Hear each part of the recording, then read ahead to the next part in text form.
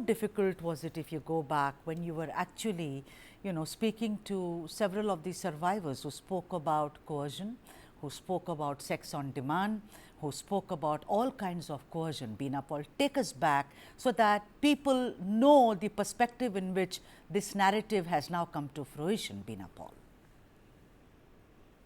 Actually, there is some misconception. It was not us who spoke to the ladies. They spoke to Justice Hema.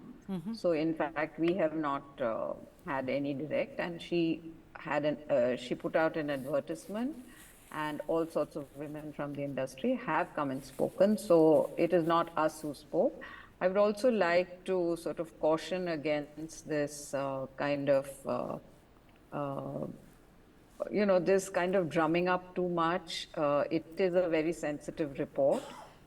It had to be, Justice Hema herself had said that it has to be put out, or not put out. In fact, she had said it's a very sensitive report and there is a lot in it that may not be possible to share with everybody. There has been a lot of back and forth on this. So to just say that, why didn't the government act on it? What happened to the government? It is not so simple. We have also been, as WCC, we have also been pressing for this, but there were sensitive issues, and I think these sensitive issues were taken in mind. And finally, it is because a lot of it was redacted, a lot of the actual evidence, witness statements were redacted, names were redacted, that now it is possible to see this report. So it's not a very, cut and dry thing that the moment it came, it should have been out. It involved the privacy and trust of a lot of women who went and spoke, who exposed themselves. So I think we should be sensitive to that. Absolutely, the sensitivity is very, very essential. Very well said, Beena Paul. Rahul Ishwar, let me come to you. Rahul Ishwar, I'm a student of cinema and I'm not going to really pretend, oh my God. No, I'm not going to, because one has seen what is happening. And let's also understand, historically, there was a time when most of the South Indian cinema was directed and produced in Chennai. That was the hub. I mean, if you see Malayalam, Kannada, Telugu, all of it, and it was only later that all these industries separated. Horrific, horrendous stories of women, no pay parity, horrible stories of costing couch, horrible stories of young girls, I mean adolescents being coerced into the profession, both by family and also very, renowned directors and producers, etc., etc., etc. But Rahul Ishwar, there is an image that Malayalam cinema always carried, and even when the entire world was jumping up and down and doing the gig of being commercially very viable, Malayalam cinema kept its head on its shoulder. It is only today that this generation perhaps has rediscovered Malayalam cinema, but someone who's at my age, we saw Malayalam cinema because that was the cinema to be seen.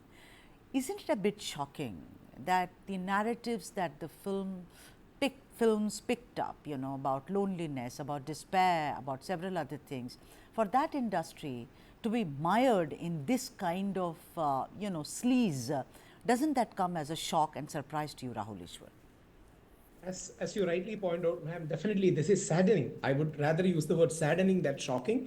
Yes, we should be concerned about it. But like Beena ji rightly urged, we should desist ourselves from painting the entire movie industry bad. Let me quote one line from Hema Committee report itself, where Justice Hema says, let me take a caveat by saying that these experiences are not universal, but they need to be addressed. That would be the right approach. We want a sensitive balance to be maintained. All the privacy of the people should be respected, because the women's privacy is involved. On the other hand, the people against whom the allegations were raised, their privacy is also involved. There has not been a natural justice in asking them questions. But as you rightly point out, yes, there has been problems, and there are some fastly implementable aspects of this report. For example, total banning of alcohol and drugs in the industry.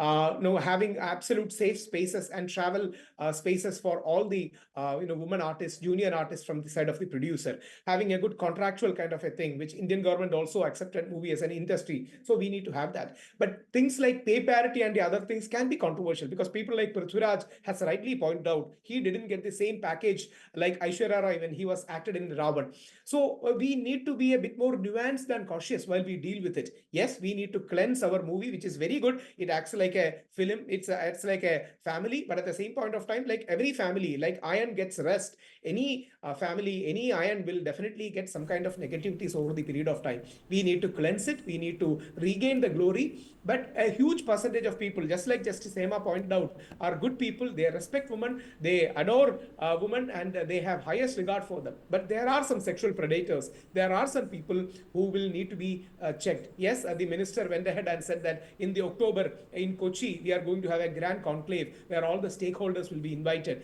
There will be a new cinema policy coming. There will be positions. There will be a law that perhaps can be crafted for it. So Kerala is moving in the right direction, maybe slow and steady, but in the right direction. I think that's one thing very positive about it. It should be seen as a move to cleanse the industry of the evil and the bad effects that has been there, rather than we take it and demonize them in any negative way. It's not about demonizing, but because there is a problem, I'm sure that, you know, all of us can question why there is a problem, and if there is one, then of course look for a solution.